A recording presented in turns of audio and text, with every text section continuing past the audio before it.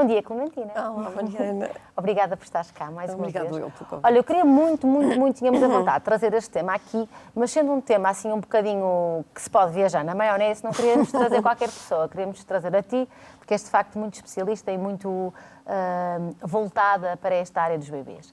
Queres devolver à sociedade esta ideia que o bebê sente e percepciona o mundo de uma forma muito mais ampla e com muito mais intensidade daquilo que nos pode parecer a nós. Sem dúvida, sem dúvida. Eu costumo dizer que os bebés não falam, mas dizem muita coisa, não é? E nós estamos habituados, mesmo na área da psicologia, não era anormal entendermos o sujeito a partir só do momento em que ele fala, porque nos comunica aquilo que ele está a pensar ou que ele está a sentir. E aí estaríamos a falar por volta dos 2 anos. Mas até aos 2 anos acontece muitíssima coisa. Então nós sabemos, por exemplo, que até aos 3 a maior parte do desenvolvimento cerebral se edifica.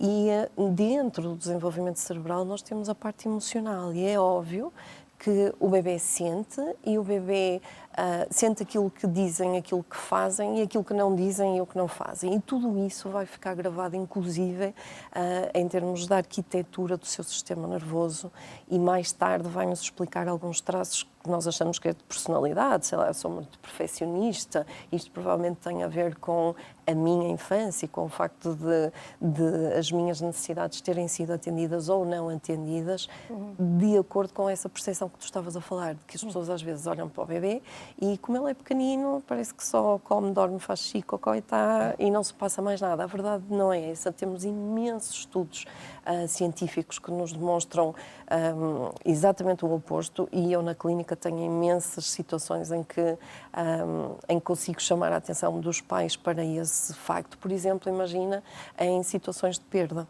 Às vezes um avô morre e nós preocupamos-nos com os mais velhos e o pequenino fica ali sem saber o que se passou e de repente uma figura que estava ali presente todos os dias desaparece. E o bebê pensa, porque é um ser intencional, acerca daquele evento. E aquilo vai ficar como uma espécie de um nó que não foi resolvido porque ninguém lhe explicou, ninguém se dirigiu ao bebê para lhe explicar o que é que se passou. Ou, por exemplo, quando nasce um irmão. Existem estudos até muito conhecidos, experiências muito engraçadas, com bebés de 6 meses, bebés que alguns deles não se sentam, e em que tu lhes apresentas uma cena em que está um boneco, são tudo peluches, imagina um gatinho a tentar abrir uma caixa cheia de brinquedos, do lado direito está um cão, do outro lado está outro cãozinho que só muda a cor da camisolinha, peluche. E o bebê fica a ver a cena em que o gatinho tenta levantar a tampa da caixa para brincar com os brinquedos e há um cão que faz de mau e não o deixa e salta para cima e há outro cãozinho que faz de bonzinho e ajuda a levantar a caixa. E quando um outro investigador que não sabe, não tem conhecimento de quem foi o cãozinho que fez de bom e o cãozinho que fez de mau, lhe apresenta ao bebê de 6 meses, não é? Que já tem coordenação olho-mão, portanto já escolhem qual o peluche que o bebê quer, o bebê, 75% dos bebês escolhem aquele que fez o papel de bom. Estou super arrepiada. Mas mais do que isto, esta experiência foi repetida, por exemplo, com bebês de 4 meses que não têm coordenação olho-mão e o que acontece é que os bebês olham cerca de 33 segundos para aquele que fez de bonzinho e 17 segundos para aquele que fez de mau. Isto, eu costumo dizer que nos congressos ou onde apresento estas comunicações, que é muito giro, porque nós pensamos, o que é que se está a passar dentro do cérebro do bebê? Mas é mais do que isso, é quase uma consciência moral, ou seja, os bebês estão a observar tudo aquilo que está a passar-se à volta e estão a tirar conclusões de quem é que faz o papel de bom, quem é que faz o papel de mau. No outro dia escrevi um artigo sobre discutir à frente do bebê, é uma coisa que os impacta ou não. E voltamos à ideia, o bebê não sente, o bebê não há problema nenhum. Claro que há problema, claro que isto impacta todo o sistema nervoso do bebê, toda a parte mental e vai definir o que é que esta pessoa vai ser no futuro, quer em termos de doença física, de doença psíquica e mesmo de personalidade, características de personalidade. Certo, e quanto àquela ideia aqui relacionada também, falaste aqui há pouco dos irmãos, eu acho que é um bom exemplo.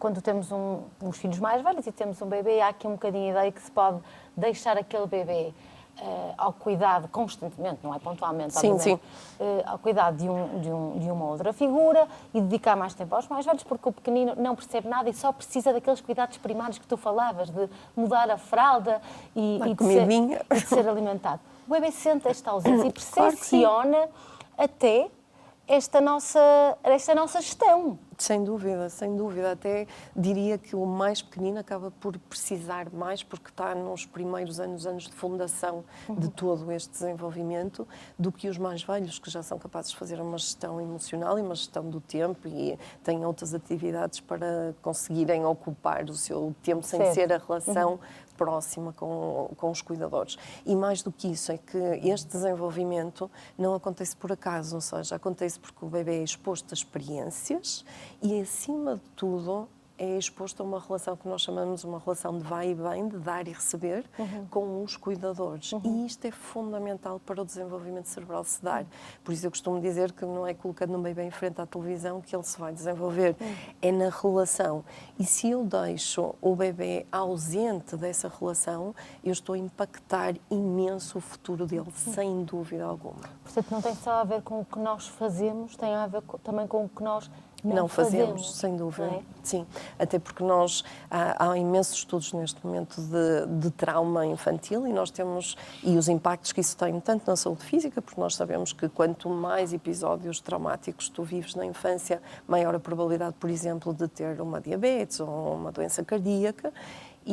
Mas agora aparecem muito mais estudos a falar-nos daquilo que não aconteceu, ou seja, o trauma pela ausência, imagina, das minhas necessidades enquanto bebê, enquanto criança pequena, não serem atendidas, o facto de eu não ter, por exemplo, alguém que me faz de buffer, ou seja, de alguém que almofada um pouco um evento qualquer que foi dramático na vida da criança, e tudo isso vai dizer depois o que é que nós somos em adultos, no fundo, não é?